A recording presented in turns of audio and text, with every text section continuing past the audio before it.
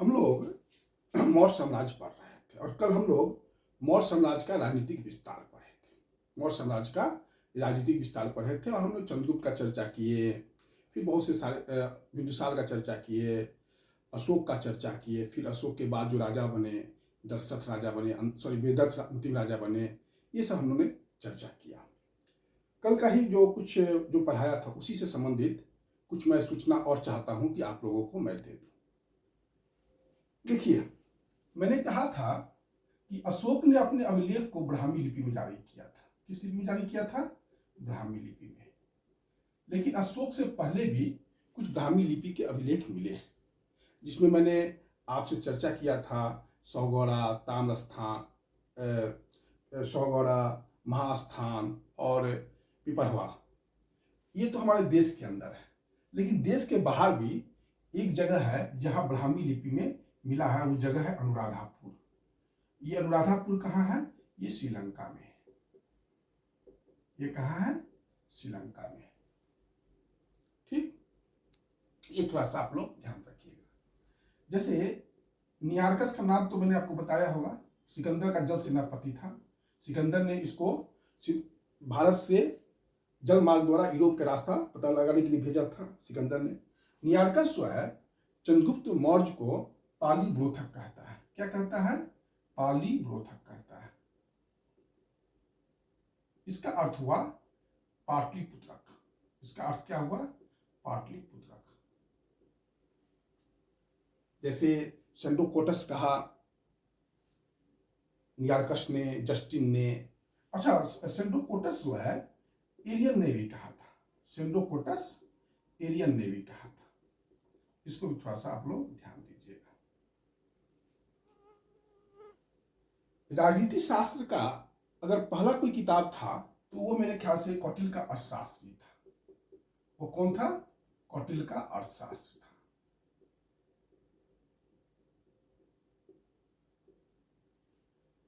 कल मैंने डेट संबंधित कुछ चर्चा किया था, उसको मैं थोड़ा सा क्लियर कर देता हूं। जैसे चंद्रगुप्त मौर्य का जो समय है वो 321 बीसी है। 321 बीसी से 298 बीसी है। और बिंदुसार का जो समय है 298 बीसी से 273 बीसी है। और अशोक का जो समय है 273 बीसी से 269 बीसी, 4 साल लग गए थे, और 232 बीसी है। चंद्रगुप्त मौर्य का समय 321 बीसी से 298 बीसी, 298 बीसी है।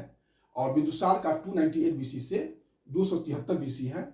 और चूंकि अशोक को 4 साल लगा था अपने भाइयों को पराजित करने में, तो 273 बीसी से 259, 4 साल लगा था। 269 में उसने अशोक ने ओथ लिया था और 232 बीसी तक उसका समय है।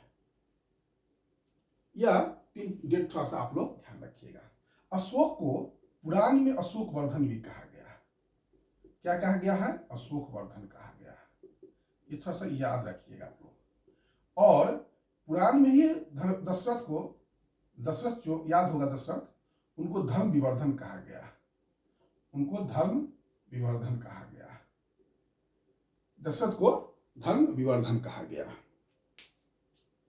है ना।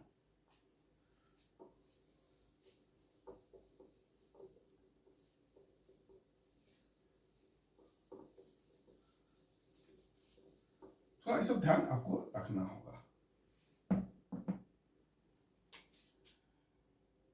दीपवंश और महावंश जो है यह सूचना देता है कि अशोक अपने शासन के चौथे वर्ष निग्रोध से प्रभावित होकर बौद्ध धर्म की ओर इसका झुकाव बढ़ा था। किस ग्रंथ से बढ़ा था? दीपवंश और महावंश से शासन के चौथे वर्ष निग्रोध, जो सुमन का बेटा था, उससे प्रभावित होकर बौद्ध धर्म की ओर वह आकृष्ट हुआ था और मोगाली पुष्टिस ने इसको बौद्ध धर्म में दीक्षित किया था। प्रभावित किससे हुआ था? निग्रोध से। और दीक्षित कौन किया था? मोगालीपुटिस। किस ग्रंथ से? दीपवंश और महावंश से। दिव्यावदान से हमें यह सूचना मिलता है कि अशोक को बौद्ध धर्म में दीक्षित करने का श्रेय उपगुप्त को दिया जाता है। यह दिव्यावदान के अनुसार है ना। दीपवंश में अशोक को उज्जैन करमोली कहा गया है। क्या कहा गया है? उज्जैन करमोली कहा गया है। और दीपवंश और महावंश में ही इसे जो है अशोक को देवानाम प्रियदर्शी का उपाधि दिया गया है। देवानाम प्रियदर्शी मतलब देवताओं का प्रिय, है ना। ये दीपवंश और महावंश में दिया गया है। भब्रू अभिलेख में अशोक को प्रियदर्शी का उपाधि दिया गया है। प्रियदर्शी का उपाधि दिया गया, अर्थात देखने में अशोक काफी सुंदर है। ऐसे कहा जाता है कि अशोक काफी काला था, ब्लैक था, लेकिन भब्रू अभिलेख में अशोक को कहा गया प्रियदर्शी, देखने में बहुत सुंदर है। इससे यह पता चलता है कि अशोक जो है बौद्ध धर्म के साथ साथ देवानाम प्रियदर्शी और प्रियदर्शी के रखने के कारण पता चलता है कि अशोक का हिंदू धर्म से के प्रति भी गहरा झुकाव था। जैसे कि अशोक ये राष्ट्ररंगिनी जो है, कथन की राष्ट्ररंगिनी है, उससे यह हमें पता चलता है कि अशोक शासक बनने के पहले शैव धर्म को मानता था। अशोक शासक बनने के पहले शैव धर्म को मानता था। दीपवंश और महावंश से ही हमें अशोक ने राजगिरी पाटलिपुत्र में तीसरा बौद्ध संगीति बुलाया था, इसकी भी जानकारी हमें दीपवंश और महावंश से ही मिलता है। इसकी भी जानकारी हमें दीपवंश और महावंश से ही मिलता है। जिस प्रकार से चंद्रगुप्त मौर्य का मंत्री चाणक्य था, उसी प्रकार इसका जो मंत्री था, बिंदुसार का जो मंत्री था, उसका नाम था खल्लाटक। बिंदुसार का मंत्री चाणक्य भी था और चाणक्य के बाद खल्लाटक बना, और अशोक का मंत्री राधासेन था। ये मैंने आपको कल बताया था। ये सब जो है आपके पास कुछ जो सूचना था वो देना था। अब हम लोग अशोक के प्रशासन पर आते हैं। अब हम लोग कहां पर आते हैं? अशोक के प्रशासन पर आते हैं, मौर्य साम्राज्य के प्रशासन पर आते हैं। राजत्व का जो सिद्धांत है वो हम लोग पढ़ेंगे। मौर्य साम्राज्य का प्रशासन या राजत्व का सिद्धांत पढ़ेंगे। मौर्य साम्राज्य का प्रशासन या राजत्व का सिद्धांत।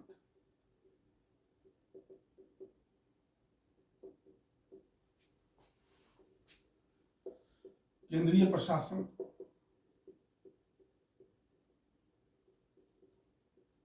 प्रांतीय प्रशासन, नगर प्रशासन, सैन्य प्रशासन, न्याय प्रशासन, गुप्तचर प्रशासन और कर प्रशासन। ये इतने अशोक के हम लोगों को मौर्य साम्राज्य का जो प्रशासन है वो इसके इतने बिंदु है। केंद्रीय प्रशासन, प्रांतीय प्रशासन, नगर प्रशासन, सैन्य प्रशासन, न्याय प्रशासन, गुप्तचर प्रशासन और कर प्रशासन। यहाँ पर प्रांतीय जो प्रशासन है, प्रांतीय प्रशासन है, और उसके साथ स्थानीय प्रशासन भी यहीं पर पढ़ लेंगे, और उसके साथ स्थानीय प्रशासन।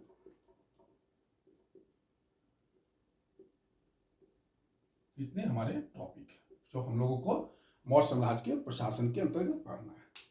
सबसे पहले हम लोग केंद्रीय प्रशासन पढ़े। सबसे पहले हम लोग क्या पढ़े? केंद्रीय प्रशासन।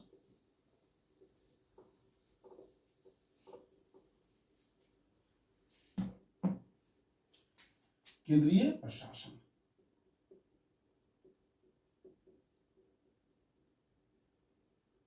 केंद्रीय प्रशासन में सबसे पहला चीज ध्यान रखना होगा कि कौटिल्य जो है ये एक बात बोलता है कि राजा जो है धर्म प्रवर्तक है।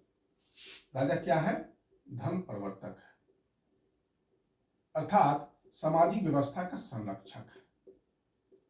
सामाजिक व्यवस्था का संरक्षक है। राजा कानून नहीं बनाता है, सिर्फ कानून को लागू करता है। ऐसे इस समय जो प्रशासन था वो केंद्रीकृत था, उदार भी था, प्लस पितृवत निरंकुशता थी। पितृवत निरंकुशता थी। पितृवत निरंकुशता का अर्थ, मेरे कहने का अर्थ है कि राज्य जो था, जैसे कलिंग, जो मैंने बताया था कलिंग पृथक शिलालेख का चर्चा किया था अशोक का, तो मैंने आपसे कहा था कि अशोक कहता है कि सारी प्रजा मेरी संतान है। जिस प्रकार अभिभावक या माँ उसकी एक अपने बच्चों के लालन पालन के लिए किसी को नियुक्त करती है, उसी प्रकार मैंने भी अलौकिक और पारलौकिक सुखों की कामना के लिए रज्जू का नियुक्ति किया है। तो इन सब चीजों से लगता है कि जो प्रशासन का स्वरूप था वो गर्भ से लेके कब्र तक, गर्भ से लेके कब्र तक वो काफी, सरकार का काफी नियंत्रण रहता था। ये बात तो मानना पड़ेगा कि गर्भ मतलब बच्चा जन्म ले रहा है ये भी राज्य को पता था, और आदमी मर रहा है, कब्र में जा रहा है, ये भी राज्य को पता था। ये इतना बड़ा इनका नौकर, और ये संभव हुआ इनके पास जो नौकरशाही था वो काफी विस्तृत नौकरशाही थी, उसके कारण जो है ये संभव हुआ। ठीक, इस समय जो कार्यपालिका हो, विधायिका हो या न्यायपालिका हो, ये सारा चीज का हेड जो है वो राजा ही होता था, राजा ही होता था। राजा को जो सलाह देने के लिए एक मंत्री परिषद होता था। एक क्या होता था? मंत्री परिषद होता था। मंत्री परिषद को परिषा शब्द प्रयोग किया गया है। मंत्री परिषद के लिए कौन सा शब्द प्रयोग किया गया है? परिषा। परिषा का चर्चा जो है कौटिल्य के अर्थशास्त्र में भी है और अशोक के अभिलेख में भी है। कौटिल्य के अर्थशास्त्र में भी है परिषा या मंत्री परिषद की चर्चा, और कौटिल्य के अशोक के अभिलेख में भी है। ये मंत्री परिषद जो था वो दो प्रकार का होता था। एक राजा का काफी क्लोज्ड मंत्री परिषद होता था, उसमें बहुत जो क्लोज्ड होते थे वो राजा को साथ देते थे। इसको हम लोग अंतरंग मंत्री परिषद कहते हैं, अंतरंग। इसका जो वेतन, इनके अधिकारी का वेतन होता था 48,000 वार्षिक होता था। काफी वेतन इन लोग देते थे मौर्य साम्राज्य के जो अधिकारी को, और विस्तृत जो बाहरी मंत्रिमंडल था उनको 12,000 देते थे। जो सबसे ऊंचे के अधिकारी थे उनको तीर्थ कहा गया है। उनको क्या कहा गया है? तीर्थ कहा गया। जो सबसे हाई ऑफिसर होते थे इनको कहीं कहीं महामात्य भी कहा गया है, इनको कहीं कहीं महामात्य भी कहा गया है। अर्थशास्त्र में 18 तीर्थ अधिकारी का जो हाई ऑफिसर्स हैं उनकी चर्चा है। अर्थशास्त्र में 27 अध्यक्ष की भी चर्चा है, और 1,000 पन इनको वार्षिक मिलता था। ठीक, इसको ध्यान रखना होगा आप लोगों को। और ये अधिकारी का जो नियुक्ति होता था उसके लिए भी परीक्षा होती थी, उसको कहा जाता था उपदा परीक्षण। उसको क्या कहा जाता था? उपदा परीक्षण। ऐसा नहीं था कि अधिकारी वंशानुगत थे, ये पेड थे, वेतन पर आधारित नौकरशाही था। आप योग्यता से आपको आना होगा, उपदा परीक्षण उसको कहा जाता था, है ना। 18 तीर्थ हुए, 27 अध्यक्ष हुए, ये सब बात है। अब जो है इस समय कौटिल्य के अर्थशास्त्र में पहली बार चक्रवर्ती राजा शब्द का प्रयोग हुआ है। चक्रवर्ती राजा शब्द का प्रयोग कौटिल्य के अर्थशास्त्र में पहली बार हुआ। कौटिल्य के अर्थशास्त्र में कहा गया है कि राज्य के 7 अंग होते हैं। 7 अंग होते हैं। कौन कौन अंग होते हैं?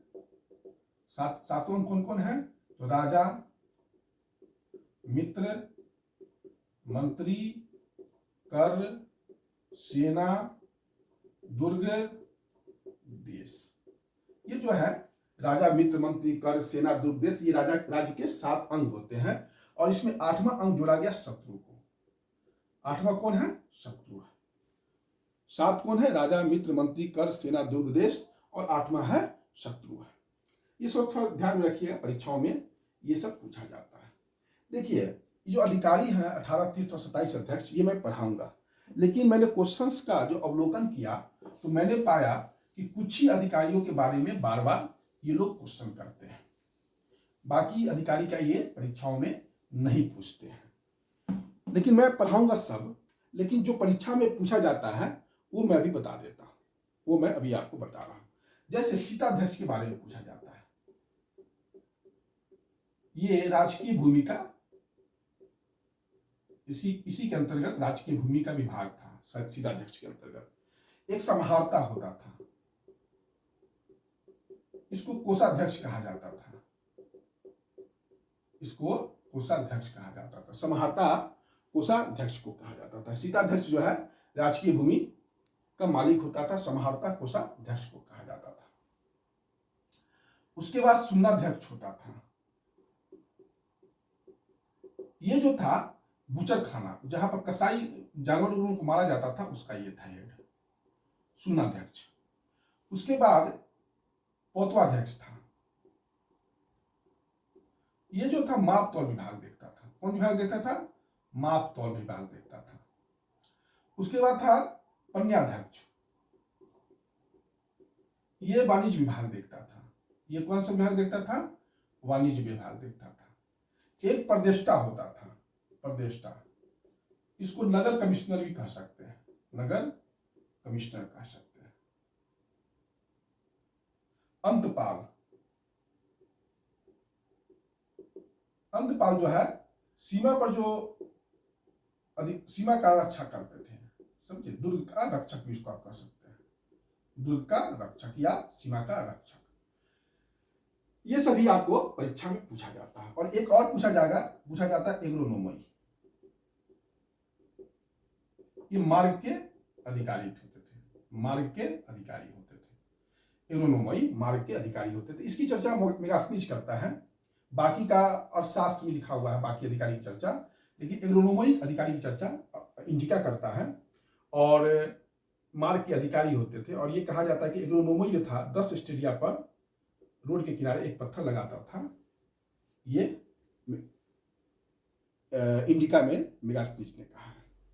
तो मैंने क्वेश्चंस का जो अवलोकन किया तो देखा कि इतने ही डायमेंशन से इतना ही अधिकारी का क्वेश्चन आंसर पूछा जाता, सो इतना ही पूछे जाते हैं परीक्षा में। लेकिन मैं आपको 18 अध्यक्ष तीर्थ और 27 अध्यक्ष का पढ़ाऊंगा, उसका जो एक स्पेशल लिस्ट में आपको पढ़ाऊंगा। अभी हम लोग आगे बढ़ते हैं।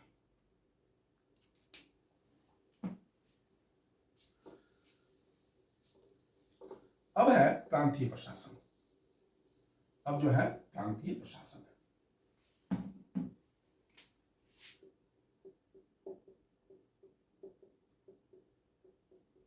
अगर प्रांतीय प्रशासन को देखा जाए तो प्रांत को क्या कहा जाता था? चक्र कहा जाता था। प्रांत को क्या कहा जाता था? चक्र कहा जाता था। चंद्रगुप्त मौर्य के समय 4 चक्र थे, प्रांत थे, और अशोक के समय वो 5 हो गए। कौन कौन प्रांत थे वो देख लीजिए। उत्तरापथ, उत्तरापथ की राजधानी कहां थी? तक्षशिला। दक्षिणापथ की राजधानी कहां थी? स्वर्णगिरी। और अवंती की राजधानी कहां थी? उज्जैन। प्राची की राजधानी कहां थी? पाटलिपुत्र। और कलिंग की राजधानी कहां थी? तोसली। ये सब परीक्षा में पूछा जाता है। उत्तरापथ की राजधानी कहां थी? तक्षशिला। दक्षिणापथ की राजधानी कहां थी? स्वर्णगिरी। अवंती की राजधानी कहां थी? उज्जैन थी। प्राची का राजधानी कहां था? पाटलिपुत्र था। कलिंग का राजधानी कहां था? तो तोसली था। इसके जो अधिकारी होते थे वो या तो कुमारपुत्र होते थे या आर्यपुत्र होते थे या राष्ट्रीय होते थे। प्रांत के अधिकारी कौन होते थे? कुमारपुत्र होते थे या आर्यपुत्र होते थे, आर्यपुत्र होते थे या राष्ट्रीय होते थे। ये परिवार के सदस्य ही होते थे। जैसे अशोक राजा बनने के पहले उज्जैन का गवर्नर था, प्रांतपति था, चाहे राजपुत्र था, उज्जैन का गवर्नर था। और उसको तक्षशिला भी भेजा गया था, उत्तरापथ में, तक्षशिला के विद्रोह को दबाने के लिए। लेकिन वो शासक बनने के पहले वह उज्जैन का ही गवर्नर था। कुछ अर्ध स्वतंत्र क्षेत्र भी मिले हैं, जो जैसे काठियावाड़, ये जो है अर्ध स्वतंत्र क्षेत्र था। यहाँ पर राज्य का पूरा नियंत्रण नहीं होता था, आधा नियंत्रण होता था। इसका जानकारी, यहाँ के प्रशासन के बारे में जो जानकारी हमें मिलता है वो मिलता है आपको एक शक शासक हुए रुद्रदामन। उनका एक जूनागढ़ अभिलेख है, उससे जो है काठियावाड़ के बारे में कुछ सूचना हमें मिलता है। सूचना यह मिलता है कि चंद्रगुप्त मौर्य ने यहाँ पर काठियावाड़ में एक सुदर्शन झील का निर्माण कराया था, सुदर्शन झील का निर्माण कराया था। और इसने पुष्यगुप्त वैश्य को काठियावाड़ का अपना गवर्नर बनाया था। चाहे उस समय पुष्यगुप्त वैश्य ही यहाँ के गवर्नर थे काठियावाड़ के। और अशोक ने जो सुदर्शन झील में एक नहर बनाया था, सुदर्शन झील में एक नहर बनाया था, और इसके समय में जो गवर्नर था वो था योनराज तुषास्प। कौन था? योनराज तुषास्प। ठीक, यहां तक आपको दिक्कत नहीं होना चाहिए। प्रांत में जो कुमार पुत्र होते थे, इनको जो महामात्र नामक अधिकारी जो है इनको मदद सपोर्ट करते थे। कौन सपोर्ट करते थे? महामात्र नामक अधिकारी इनको सपोर्ट करते थे।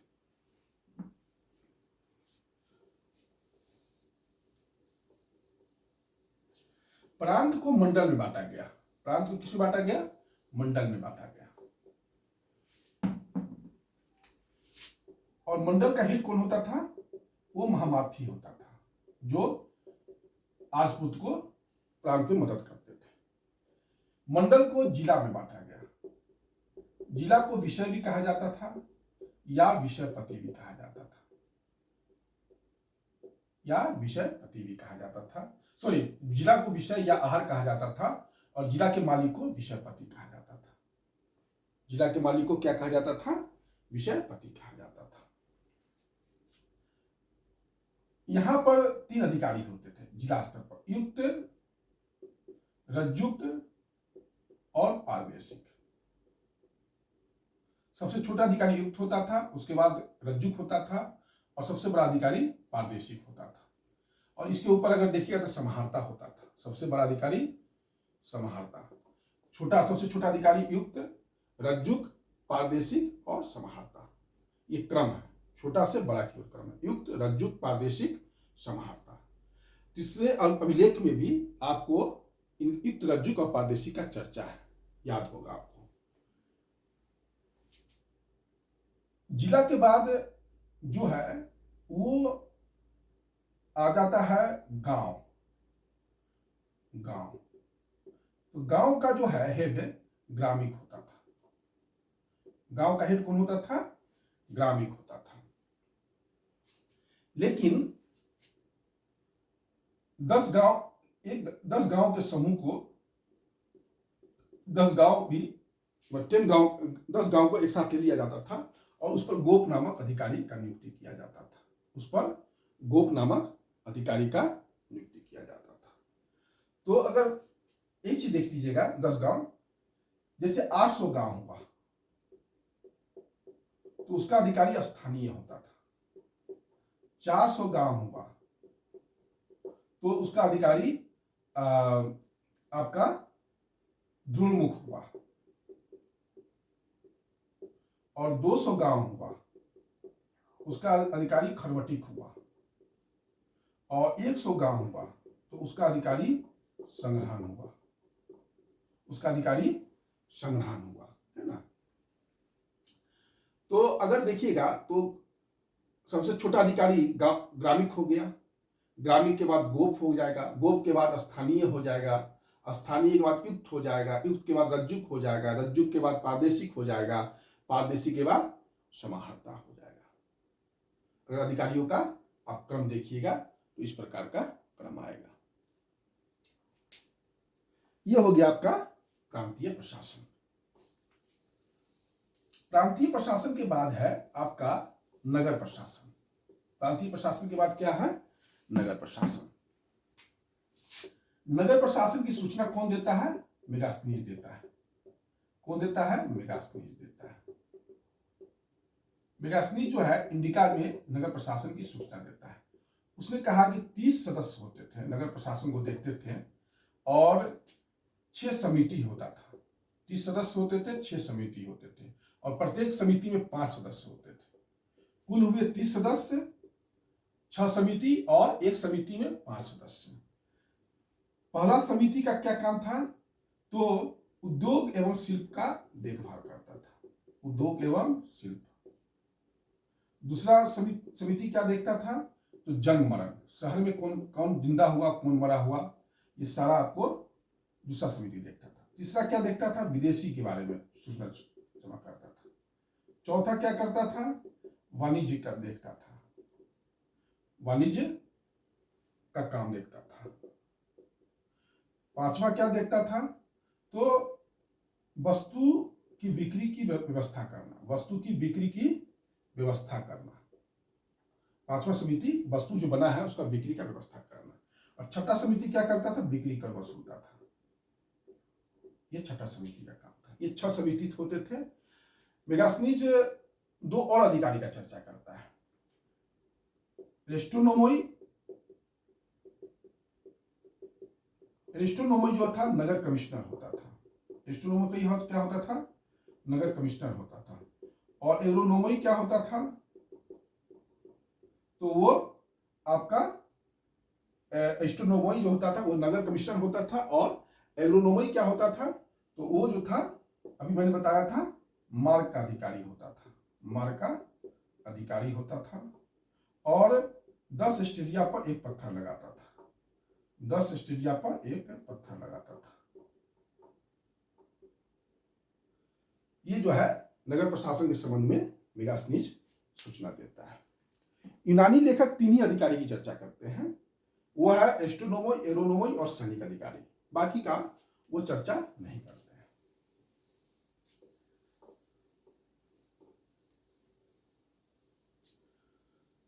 उसके बाद है नगर प्रशासन के बाद आपका है सैन्य प्रशासन। कौन सा प्रशासन है? सैन्य प्रशासन है। सैन्य प्रशासन की सूचना हमको इंडिका से मिलता है और अरसास से मिलता है। अरसास में चतुरंगनी सेना का वर्णन है। चतुरंगनी सेना का वर्णन है।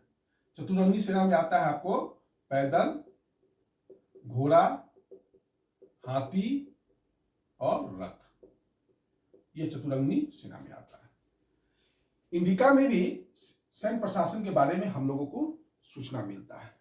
इंडिका कहता है कि 30 सदस्य होते थे जो सैन्य प्रशासन देखते थे। 6 समिति होता था और प्रत्येक समिति में 5 सदस्य होते थे। पहला समिति जो होता था वो जल सेना देखता था। दूसरा समिति यातायात एवं रसद की व्यवस्था करता था। यातायात एवं रसद की व्यवस्था करता था। तीसरा समिति जो था वो पैदल सेना था। चौथा आपका घोड़ा का था। पांचवा हाथी का था और छठा जो था रथ का था। ये 6 समिति काम देखता था। पहला जल सेना, दूसरा यातायात एवं रसद, तीसरा पैदल का विभाग था, चौथा घोड़ा विभाग, पांचवा हाथी विभाग और छठा जो था रथ विभाग था। ये 6 जो था आपका भारत में घोड़ा का पहले जो है भारत में जो लड़ाई होती थी सिकंदर के आने के पहले तो हाथी का बहुत महत्व था। लेकिन जब सिकंदर आया तो घोड़ा का महत्व बढ़ गया। ये ध्यान में रखिएगा। सैन्य प्रशासन देखिए लड़ाई जब करने जाता था तो नायक लड़ाई का नेतृत्व करता था। लेकिन सैन्य प्रशासन का हेड कौन होता था? सेनापति होता था। सेनापति जब लड़ाई होता था तो खेती को नष्ट नहीं किया जाता था। खेती को नष्ट नहीं किया जाता था।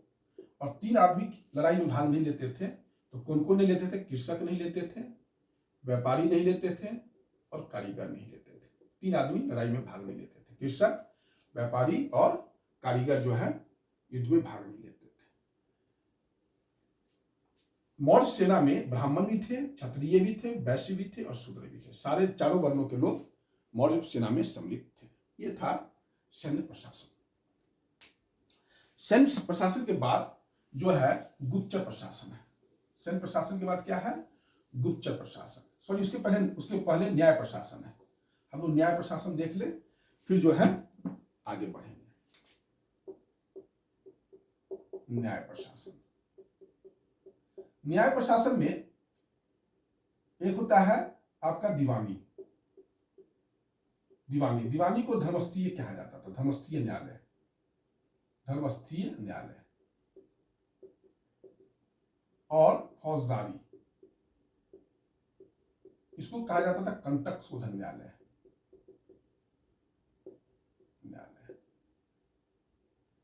धर्मस्थीय का जो हेड होता था वो व्यवहारिक होता था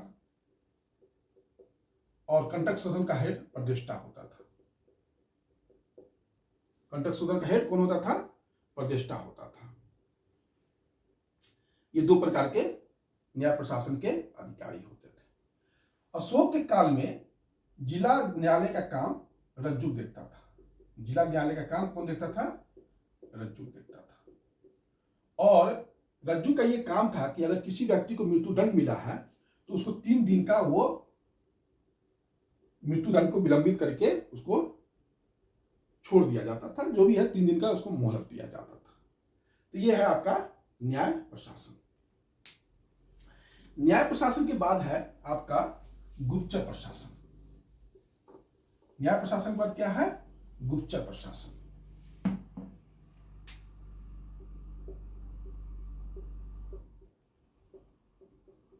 गुप्तचर प्रशासन में जिसका जो हेड होता था वो महामात्य सर्प होता था नामक अधिकारी। महापात्र सर्प नामक अधिकारी गुप्तचर प्रशासन का हेड होता था। कौन होता था? महामात्य सर्प नामक अधिकारी। अर्थशास्त्र में गुप्तचर को गूढ़ पुरुष कहा गया है। अर्थशास्त्र में गुप्तचर को क्या कहा गया है? गूढ़ पुरुष। और गुप्तचर जो 2 प्रकार के होते थे, संस्था और संचरा। संस्था जो था वो एक जगह इकट्ठा होकर काम करते थे। संचरा जो थे वो घूम घूम कर काम करते थे। एरियन ने गुप्तचर को ओवरसियर कहा है। एरियन ने गुप्तचर को क्या कहा है? ओवरसियर। ओवरसियर। और स्ट्रोबो ने गुप्तचर को क्या कहा है? उन्होंने इंस्पेक्टर कहा है। इंस्पेक्टर कहा है। एरियन ने गुप्तचर को ओवरसियर कहा है और स्ट्रोबो ने गुप्तचर को इंस्पेक्टर कहा है। जो गुप्तचर का काम करते थे वो विकलांग लोग करते थे, छात्र करते थे, महिला करती थी और साधु लोग करते थे। इनसे लोग गुप्तचर का काम लेते थे। अब है कर प्रशासन। इतने बड़े जो प्रशासन है, राज्य है, उसके लिए कर पर नियंत्रण रखना बहुत जरूरी था। तो कर प्रशासन के बारे में भी जान लीजिए। कौन कौन टैक्स लिया जाता था? जैसे विविध। विविध जो था वो चारागाह कर था। वर्तनी, ये जो था आपका रोड सड़क का टैक्स था। रज्जु, भूमि पैमाइश पर कर था।